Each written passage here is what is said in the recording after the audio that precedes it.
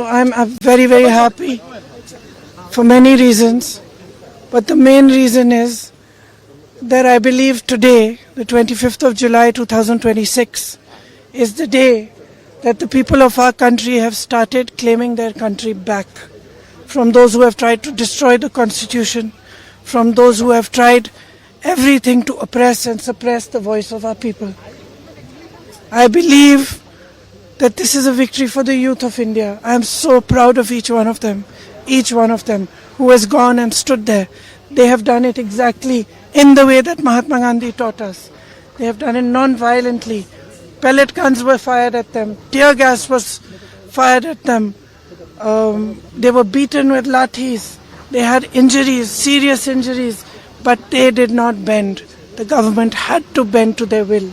And that is a lesson for every ruler of this country from now to forever. You have to listen to the will of the people. In this country, this is a democracy. The will of the people is paramount. There is nothing above it. No human being, no single leader, no dictator, no force can stop the will of the Indian people. Today this has been proved by our students, by our young people. And they have stood there regardless, everywhere, not just in Delhi, across India. They have not cared about any political party, anybody who is trying to make politics out of it, anything. They have not cared. They have stood for what they believed was right. They have fought for what they believed was right. And this is their victory. I give them my compliments. We in the Congress party have tried our best to support them in the strongest way possible. Rahul Gandhi ji has been talking about this issue of paper leaks and exams for a long time. For a long time. I think it's been over 2 or 3 years that he has been raising this issue. So I think that I want to compliment him as well, because he has raised this issue and he has got the rest of us in the party, the NSUI, the Youth Congress, to not only support the students but to create a movement all across the country for the rights of students, for the reform of our education system. So now I think this is the beginning. But I am really, really happy. I got a little bit emotional when I heard this news, because many times in these last 10 or 12 years I have thought to myself, when are our young people going to wake up? Look what is being done to our country. RSS is filling the entire educational system.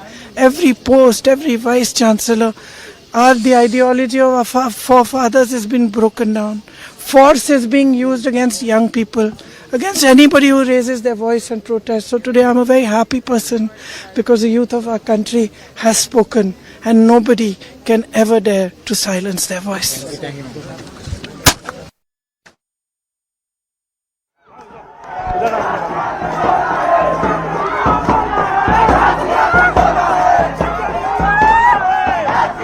ही भविष्य है और युवा जागरूक है तो देश में इस तरह के बदलाव देखने को मिलेंगे।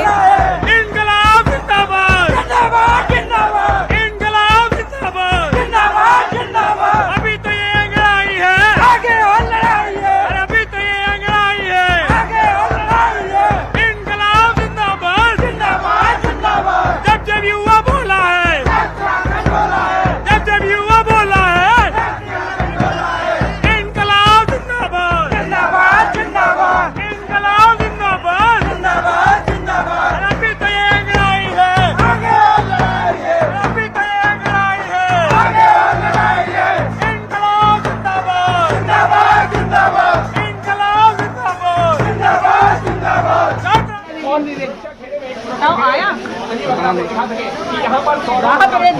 जिंदाबाद। और अब आपको तस्वीर दिखा रहे हैं, सरकार और कॉकरोच जनता पार्टी की बैठक होनी है और कुछ तस्वीरें वहां से भी सामने आ रही हैं। अब निगाहें हैं इस बैठक पर भी। ये तीसरे दौर की बातचीत है। हालांकि 2 दौर की बातचीत के बाद तीसरे दौर की बातचीत जो है अब हो रही है।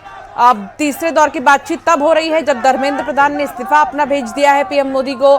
और ये जीत के जश्न की तस्वीरें इंदौर से और दिल्ली से आपको दिखा रहे हैं। मिथिलेश संवाददाता इस वक्त इंदौर में मौजूद हैं, जिनके जरिए हम आपको तस्वीर दिखा रहे हैं।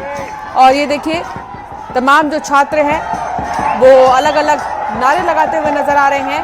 मिथिलेश, क्या अब तक मेरी आवाज पहुंच पा रही है?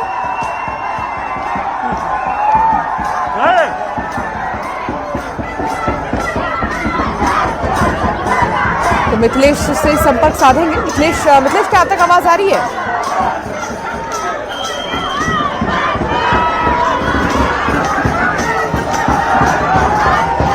मिथिलेश इस वक्त वहां पर मौजूद है, इंदौर में आपको तस्वीर दिखा रहे हैं।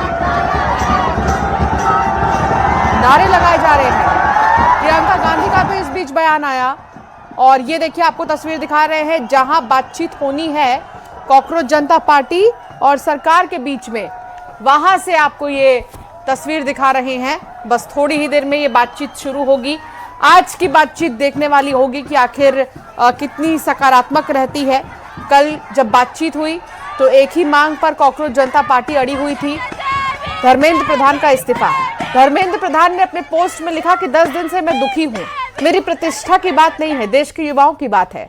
देश के युवा अगर खुश नहीं है तो मैं खुश कैसे रह सकता हूं। उन्होंने अपने पोस्ट में ये लिखा है। उन्होंने कहा कि देश का भविष्य, देश की ताकत हमारी युवा है और उनको मैं परेशान नहीं देख सकता, और इसीलिए उन्होंने इस्तीफा देने का जिक्र किया है। प्रधानमंत्री नरेंद्र मोदी को उन्होंने इस्तीफा भेजा है। बीते 10 दिनों से लगातार तमाम बड़ी हैपनिंग, और इस बीच प्रधानमंत्री नरेंद्र मोदी का वीडियो संदेश जो ये बताता है कि प्राथमिकता युवाओं को देना है, और उन्होंने अपने वीडियो संदेश में भी यही कहा कि हमारे लिए वो अभिभावक, वो युवा बहुत ज्यादा इंपॉर्टेंट है, वो हमारी प्रायोरिटी है, पीएम मोदी ने कहा। और अब प्रियंका गांधी का भी बयान आया। प्रियंका गांधी ने कहा कि ये देश के युवाओं की जीत हुई है। सोनम वांगचुक ने कहा है कि जेन जी की जीत हुई है, छात्रों की जीत हुई है। धर्मेंद्र प्रधान के इस्तीफे से बहुत खुश हूं, प्रियंका गांधी कह रही हैं। देश तानाशाही से नहीं चलता है, देश का युवा जाग चुका है, देश का युवा अब बोल रहा है। प्रदर्शनकारी छात्रों को लेकर प्रियंका गांधी की ये बड़ी बातें। उन्होंने कहा कि ये हर सरकार के लिए एक सबक है, ये देश के युवाओं की जीत है। प्रियंका गांधी ने कहा कि मैंने जब सुना तो मैं भी भावुक हो गई थी। एक लंबा समय हो चुका था, 30 दिन से ज्यादा हो चुके थे, लगातार युवा प्रोटेस्ट कर रहे थे, प्रदर्शन कर रहे थे, और अब उनकी ये जीत हुई है तो मैं बहुत खुश हूं, ये प्रियंका गांधी का कहना है। सोनम वांगचुक कह रहे हैं कि जेनजीज की जीत है, छात्रों की जीत है। दीपके कह रहे हैं झुकाने वाला होना चाहिए, दुनिया में कोई भी झुक सकता है, झुकाने वाला होना चाहिए। लोग कहते थे कि इस्तीफा नहीं लिया जा सकता इस सरकार में, हमने कर दिखाया, ये सीजेपी का कहना है, फाउंडर का कहना है दीपके। और अब बातचीत होने वाली है, और ये तस्वीर आपको दिखा रहे हैं राजधानी से, जहां एक तरफ जंतर मंतर पर जश्न का माहौल, नाच रहे हैं, गा रहे हैं सब, राष्ट्रगान यहां पर गाया और भारत माता की जय के जयकारे लगाए गए हैं। और ये बातचीत के पहले की तस्वीर आपको दिखा रहे हैं, जब अब लगभग बातचीत शुरू ही होने वाली है, बहुत ज्यादा वक्त नहीं बचा है। और उससे पहले धर्मेंद्र प्रधान का इस्तीफा। अब इस बातचीत में किन चीजों को लेकर बात होगी, ये देखते हैं।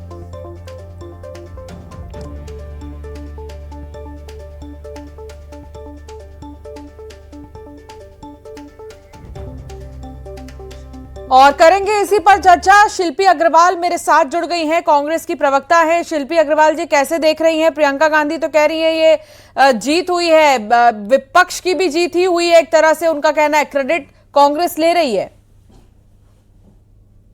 किसी भी तरह का कोई क्रेडिट नहीं ले रही है, और निश्चित आज हमारे देश के युवाओं ने इस बात को प्रमाणित कर दिया है कि लोकतंत्र के अंदर जो सरकार है वो जनता चलाती है। और जब जब तानाशाह सरकार इस बात से अहंकार को प्रदर्शित करने लगती है कि जनता उन्हें जितवा रही है तो वो अपनी मनमर्जी करती है, तो जनता आक्रोशित होकर सड़कों पर निकल आती है और सरकार को बैकफुट पर आना पड़ता है। आज हमारे देश के लाखों युवाओं की जीत हुई है, और कांग्रेस पार्टी बहुत ही हर्षित है, उत्साहित है कि सरकार ने अपनी हठ धर्मिता को त्याग कर आज देश के युवाओं के सामने अपने घुटने टेके हैं। और हम ये विश्वास रखते हैं कि आगे आने वाले समय में जो शिक्षा व्यवस्था 2014 के बाद हाशिए पर आ चुकी है, शायद उसमें जो सुधार है ये उसका पहला चरण है।